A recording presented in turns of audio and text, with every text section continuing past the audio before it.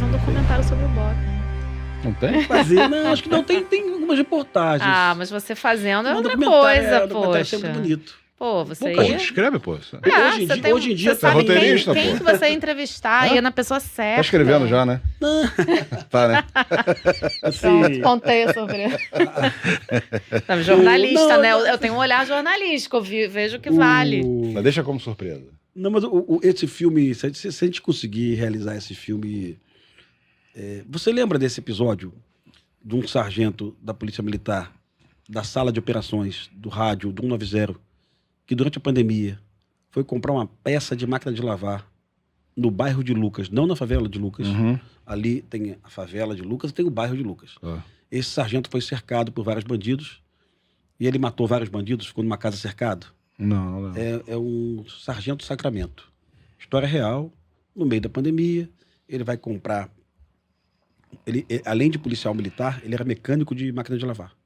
Então ele vai aproveitar que ele está indo para o serviço de manhã, para assumir o plantão, ele está com a farda no banco de trás do carro, mas ele aproveita para passar na loja para comprar a placa que ele precisava.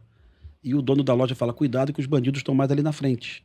Ele falou, não é possível, eu compro nessa loja há anos e os bandidos não ficam ali, eles ficam bem lá para a favela. Mas é a tal da DPF 635. A polícia militar retraiu, os bandidos avançaram. E ele foi fazer o retorno, ele viu os bandidos, ele atropelou os bandidos, estavam todos de fuzil. Se o bandido visse a farda, ele seria executado, evidente. Então ele pega um fuzil no chão, ele pega uma pistola no chão, mata um bandido aqui, corre para uma casa, fica cercado, e fica cercado durante 5, 6 horas. E ele pede ajuda para a polícia, por 90, né? E a polícia não consegue identificar o local onde ele estava cercado. Mais de 100 bandidos cercando ele. E lá pelas 4 da tarde, a polícia militar consegue chegar lá com 2 blindados e resgatá-lo. Isso é uma epopeia, história real. E esse sargento foi cercado justamente pela facção dos bandidos evangélicos, né? Consertando aqui, bandidos supostamente evangélicos. Dizem, E pra gente não apanhar aqui. E essa história, o roteiro já está pronto. E é uma história que não é da polícia de elite, é uma história da polícia do dia a dia, de um policial, inclusive, que estava na sala de rádio no dia a dia, né? Mas que, apesar de ser um policial de sala de rádio, ele tem a habilidade necessária, ele sabe atirar, ele é corajoso.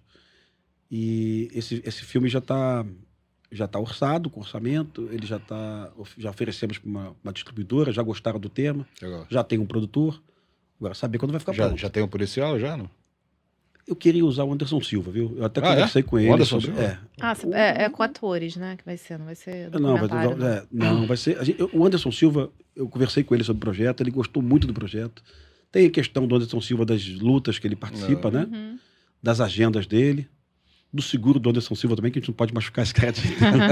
E é verdade, tem que ter um seguro para filmar. O Tom Cruise se machucou lá no avião. Sim, e o Anderson Silva, além disso, ele também é roteirista, viu? Ele faz roteiro também. Não sabia, não.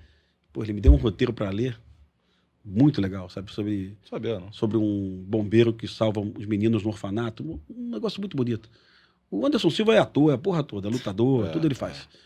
E a gente pediu para ele conversar com o personagem verdadeiro. Ele conheceu o personagem, bateu um papo. O pai do Anderson Silva é policial.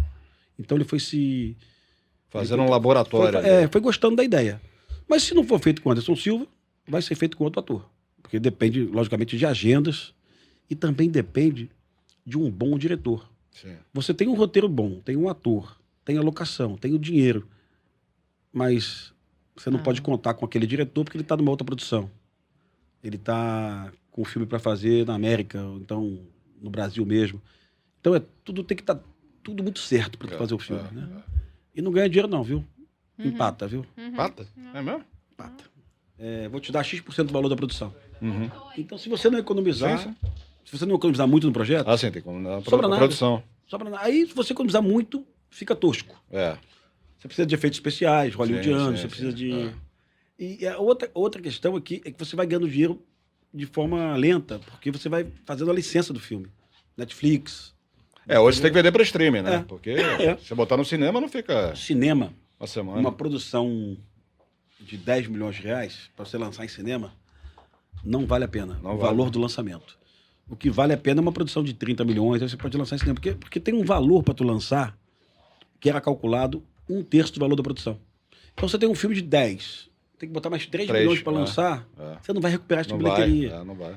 Então, assim, eu fiz aquela intervenção com o Marcos Palmeira, fomos bem no Netflix, ficamos em top 2 durante 10 dias, isso é muito bem. Muito bom. E conversamos com o produtor, com a distribuidora Paris Filmes. Olha, então, se a gente lançar no cinema, a gente vai perder dinheiro. Né? Nossa. E ficamos só na Netflix. Não, hoje em dia não compensa. Hoje em dia eles botam no cinema só pra poder concorrer ao Oscar, e tem né? muita, Porque tem que ficar uma semana tem muita no vaidade cinema. envolvida nisso também, viu, Aline? Às vezes o cara fala, quero que lance no cinema.